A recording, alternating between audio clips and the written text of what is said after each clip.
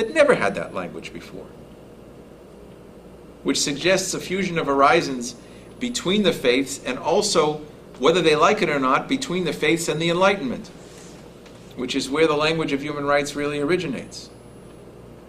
Something's going on. Something's happening.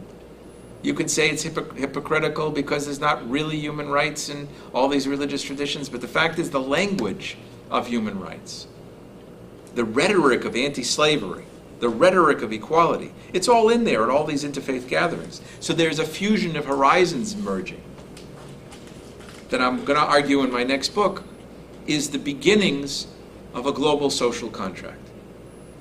The very beginnings of a global social contract that includes traditionalists and secularists and classical Enlightenment people. Something's happening, and it's all based on a lot of people talking in ways and engaging each other in ways that they never did before. Now, how much does this filter down to average people? How many people are really involved? More than one would think, but there's also the backlash. And the backlash is very intense and kind of similar to the way in which there was a slow, steady march of democratizing phenomena for 400 years in Europe, and then there's enormous backlash of fascism and communism, which is radically totalitarian. But you can't look from the Magna Carta on and not see that there's this steady march of more and more people, white males, being empowered to have authority beyond just the king. That was a steady march for a long time. And now the steady march moved towards women, it moved towards people of color, then it backlashes to radical fascism, and now it's back. And so there's like a march. And my sense is that there's a march of interreligious thinking as well, that involves a hermeneutic, an interpretive process of a fusion of horizons. Sometimes it's not based on, kumbaya and I love you, as much as it is on competition. Oh, you think you have human rights in your religion? We have it better in our religion.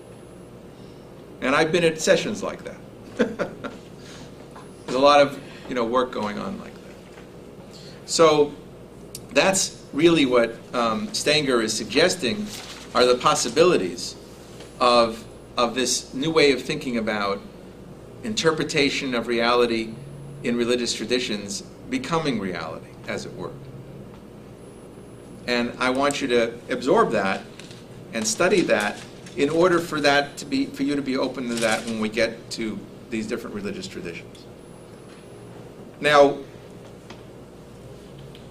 another preamble, another introduction to this that we'll get to in the last few minutes is that inasmuch as we're going to be talking about the hermeneutics of religious peacemaking, it's really important to understand the hermeneutics of religious violence and how deep and how far those roots can go back. That there is such a thing as holy war in Christianity. That there is such a thing as milchemet mitzvah, obligatory or a positive commandment war in Judaism. That there is such a thing as jihad in a military sense that has a long history in Islam. And that these were not just, in a contemporary liberal sense, unfortunate necessities, but that sometimes, and at the height of it, they were glorious. They were considered glorious, and those texts remain sacred that glorify them.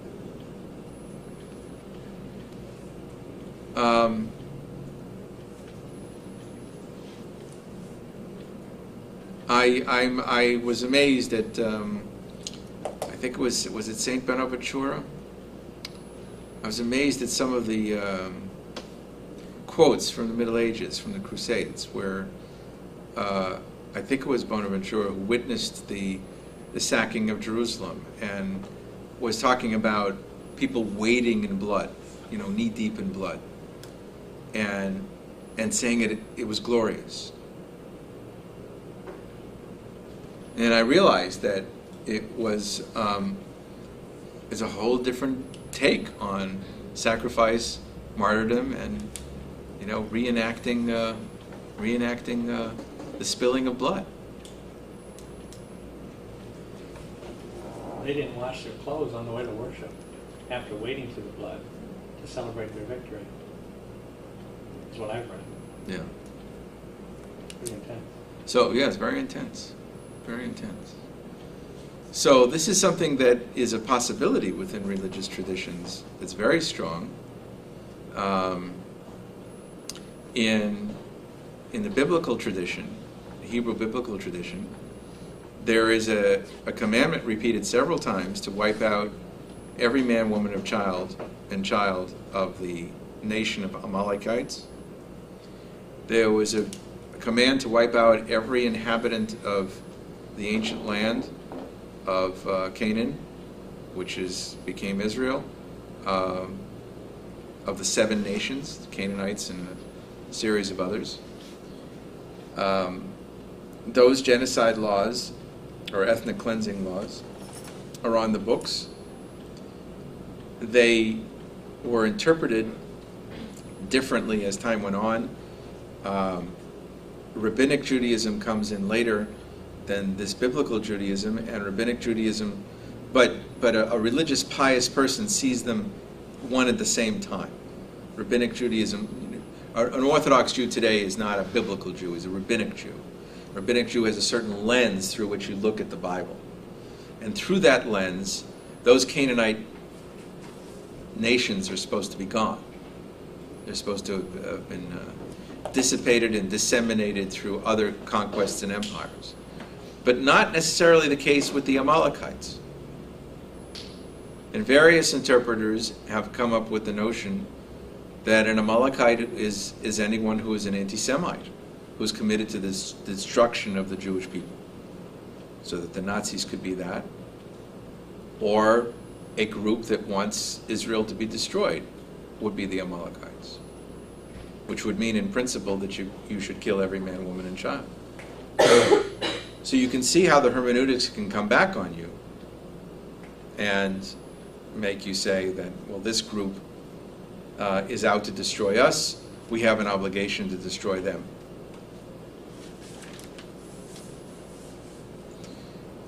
Now, I've seen many interpretations of that law that spiritualize it. And this happens in the history of Christianity, Islam, and Judaism. And that is that what you would look at as the most barbaric law is seen in a more spiritual sense. So that wiping out the Amalekite becomes wiping out the Amalekite inside of you. Wiping out that side of you that's selfish, that's cruel, like the Amalekite nation was. And I've seen those interpretations. They're pietistic, they're mystical, they're spiritual. And you can certainly see that in Sufism, in Islam. Okay? Well, what's going on here in terms of the horizons of all these different people? Basically, you have a lot of pious people who inherit a tradition. The tradition is officially valid as an objective part of reality, but the interpretation you bring to bear on it can be radically different. And in every one of these Abrahamic traditions, Judaism, Christianity, and Islam, you've had this strong tendency among the more pietistic and spiritual to transform the violent laws into laws of spiritual self-discipline, of eradicating the evil inside of me. And you can see the same thing in Gandhi's hermeneutic of the Bhagavad Gita in Hinduism. Gandhi famously said something, Gandhi said once, the only devils I believe in the world are the ones running around inside our heads. Now, You could think, if you didn't know the history of religious traditions and interpretations, that Gandhi was just being a nice scientist. So he was being a Freudian, saying, well, all that evil is really inside of me. Yes, it's true, he was very enlightened, but he was also making a classic religious pietistic move. That's exactly how he, the Bhagavad Gita, one of the holiest books of Hinduism, was right by his bed all the time. That was very, very important to him. And it was a battle.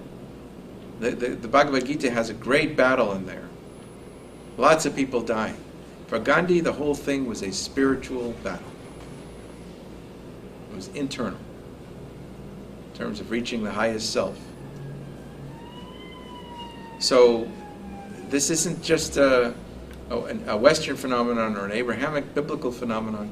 This is really global in terms of this radically different possibility of the foreknowledge you bring to something. For Gandhi, he looked at the Bhagavad Gita through the lens of the 20th century, through the lens of seeing the best and the worst of British thinking and British culture, and also through the lens of a pacifist tradition, beginning with Henry Thoreau and Tolstoy. Tolstoy was also next to his bed. Which book was by Tolstoy was next to his bed? What's the one where he declares his philosophy of nonviolence? My Religion. Was it? I think so. Yeah. So, He named his farm Tolstoy Farm, didn't he? right. He named one of his farms Tolstoy Farm, exactly. So what is Gandhi bringing in foreknowledge to his reading of the Bhagavad Gita? All of that. And out comes, his extraordinary philosophy. So this is what we're going to be looking for in the dynamic.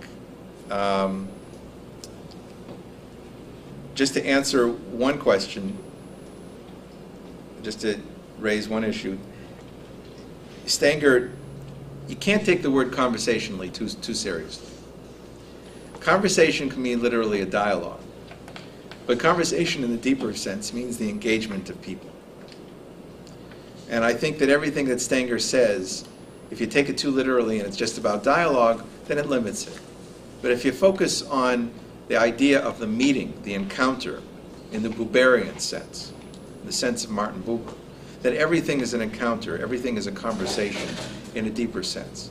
And that's where I think Gadamir's and Stanger's insights will be helpful. I think I've said a lot already about Bosnia and about things persisting there. I do believe that trauma was permanently ensconced, and humiliation, and a philosophy of humiliation was ensconced in a lot of the rituals and dogmas of both the Croatian version of Catholicism and the Serbian version of Orthodoxy, and that they merged with nationalism at the hands of leaders who were very good at utilizing those remembered traumas and remembered humiliations as a way of forming an ethno-national identity, which is the worst mix of all. There's nothing worse than both a religious hermeneutic and an ethno-national formation and an army. There's no worse combination. There's those three things. It's an adequate army, an ethno-national identity that takes advantage of a religious hermeneutic of trauma and humiliation, and that perpetuates it. And so I think that was waiting to explode, and the communist overlay on that was just keeping it at bay, never really working on it. There's a lot of strange things about the forceful suppression of ethnicities and ethno-nationalism in Soviet history. I would like to see more studies on why Soviet thinking, which was allegedly more universalist, why it just seemed to have suppressed all of that ethno-nationalism. My gut sense is that the Soviet philosophy that appeared to be more liberal in this sense was actually often an excuse for Russian superiority. And so that it never really could have a healing effect on all of these different ethno-national traumas and angers, because it was basically the Russians coming on top of all of it and imposing, forced settlements and such. So many things were in stasis and just didn't go anywhere in East European history. And it's amazing that this didn't happen everywhere else. And why Bosnia in particular? Interesting question. But a lot of rivalries and a lot of things were just suppressed. And many places, language becomes a weapon of war in other countries. And somehow, miraculously, there weren't more Bosnias. I'm surprised that there weren't actually more, because so much of this was just buried in history. And finally, I think that's enough for this time. And we'll continue next time with section 4. I know it's a little bit in advance, but can you talk a bit about the essay